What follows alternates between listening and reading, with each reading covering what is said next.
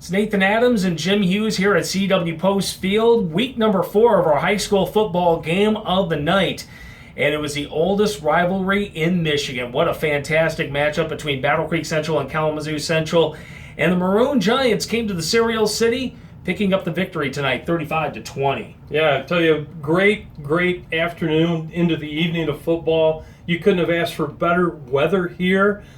Big rival, as you talk about. I mean, it's been going on for a lot of years. But in the end, Kalamazoo Central goes home on the bus to Kalamazoo with the victory. And if there were a trophy, the buckboard wagon board would go over to Kalamazoo Central with them as well in the 117th installment of this rivalry. I tell you what, the Battle Creek Central Bearcats definitely had their hands full with senior running back Jaden Blanchard and also junior running back Andre Tarver.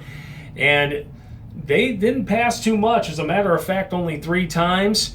And Kalamazoo Central ran for 402 yards tonight. It was a 1-2 punch. And right out of the gate, they scored 14 points really quick.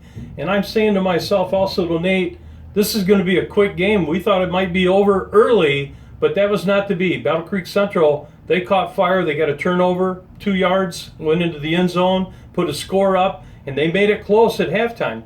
Yep, and they actually hung tough. They were only down by a score of 21-13 at the half. And if there was anything that was the bugaboo for Kalamazoo Central, they had 11 penalties for 117 yards, and they had 3 touchdown scores get called back because of penalties tonight.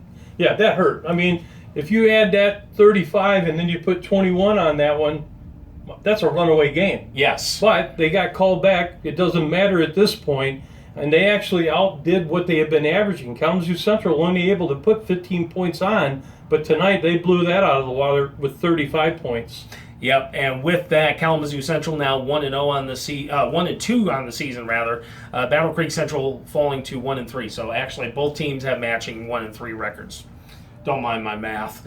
And speaking of math, Devoyne Newton had a good game. 3rd start for the Battle Creek Central Bearcats. The freshman QB threw for 207 yards. Just 1 turnover. It was an interception, but he also threw a touchdown tonight. Very impressive night on the offensive side of the ball, but they just could not find the scoring at all, especially in the second half. No, it was really tough for them. But one of the things on the defensive side of the ball, I thought Battle Creek Central stepped up, and they started to slow the game down a little bit with Kalamazoo Central, giving the offense of Battle Creek Central an opportunity. Yep, and along with that, on the receiving end, Melvin Nelson catching one of that touchdown pass. Number 22. Yeah, he had 8 catches tonight for 78 yards, but here's the thing, a lot of the yards after the catch was not by juking after the catch. He was going right through a lot of the Kalamazoo Central players. He wanted to win tonight. Yeah, he did. He was fired up all night long, all evening. He did a great job. If I'm giving out most valuable player, it's going to him. Absolutely. But unfortunately for the Bearcats, falling tonight by a score of 35-20. All the scores from week number 4 scrolling down below, and a lot of surprises. Guess what? The 2 city teams coming up big with early kickoffs here in the Cereal City. So very, very good job for those teams. Yeah, I'm not mentioning any names, Harper Creek and Penfield, but hey, yeah. They win. They win today, huh? Good job. Yes, they did. That's the nice thing about the early kickoffs as well, as we get to watch the scores come in. And we've got a great game coming up for week number 5. We're already a week into that. And we make our trip over to Marshall to see the Marshall Redhawks for the first time this year. And Vanderbilt signee Ezra McAllister. And they've got the surprising Harper Creek Beavers now 2-2 on the season. Yeah, beating Jackson.